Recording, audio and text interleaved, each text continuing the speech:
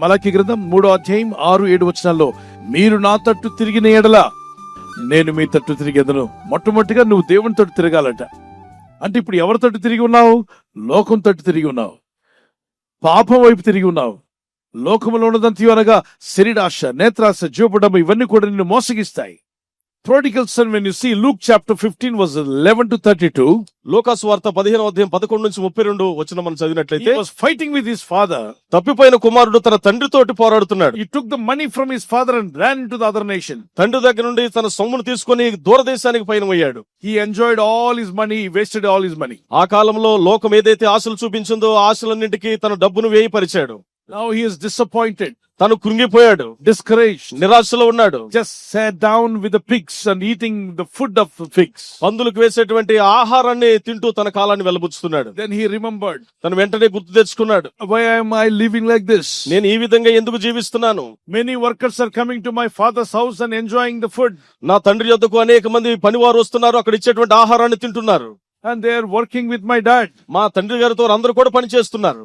I belong to the same house, నేను ఆ ఇంటికే చెందినవాడను, but I am not able to go there. నేను అక్కడికి వెళ్ళలేని స్థితిలో ఉన్నాను. I fought with my father. నా తండ్రితో నేను పోరాడాను, I took his positions. నా స్థితిని కోల్పోయాను, I destroyed my life. నా జీవితాన్ని నాశనం చేసుకున్నాను. He realized lately, అరే నా బ్రతుకు మారాలి, నేను దేవునికి ఇష్టంగా బతకాలి, నా మనసు మార్చుకోవాలి, నేను పద్ధతిగా ఉన్నానా, దేవుని ట్రాక్ లో ఉన్నానా, ట్రాక్ తప్పానా?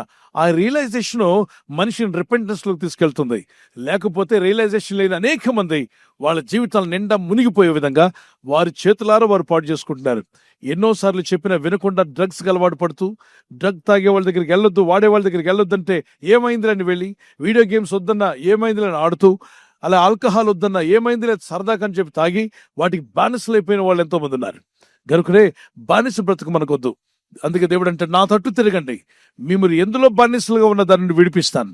తండ్రి తట్టు కుమారుడు తిరిగినప్పుడు కుమారుడికి తండ్రి యొద్ద నుండి దయ, ప్రేమ, కనికిరము, ఆశీర్వాదం వచ్చింది. ఇప్పుడు మన తండ్రి ఎవరో చేయెత్తి చెప్పగలరా? జీసస్. ఆయన తట్టు మనం తిరగాలి. ఆయన తట్టు తిరగడం ఎలా? వాక్యానికి లోబడ్డం, దేవుని సన్నిధిలో పాపంలో ఒప్పుకోవడం, నీ చిత్తం చేస్తాను ప్రభువా, నా చిత్తము కాదు నీ చిత్తమేనాయనా అని ఎప్పుడైతే నువ్వు ప్రార్థిస్తావు, నువ్వు దేవుని తట్టు తిరుగుతున్నావు. దేవుని మాటకు లోబడినప్పుడు దేవుని తట్టు తిరిగావు. దేవుని ఆరాధిస్తున్నప్పుడు ఆయన తట్టు తిరుగుతున్నావు.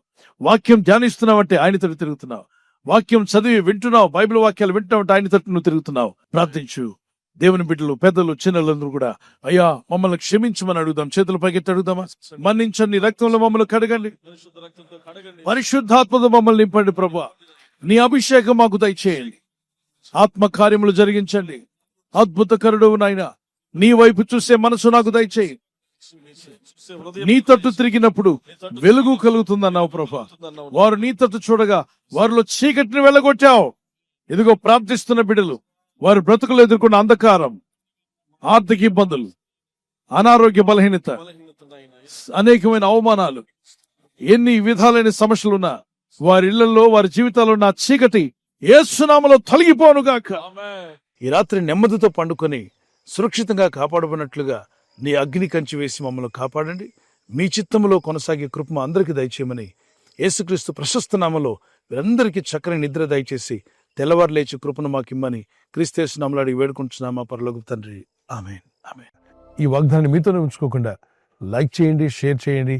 అనేకులు ఈ యొక్క ఛానల్ సబ్స్క్రైబ్ చేసుకోమని తెలియపరచండి. సబ్స్క్రైబ్ చేయని వారు కూడా సబ్స్క్రైబ్ చేయండి. Good night. God bless you.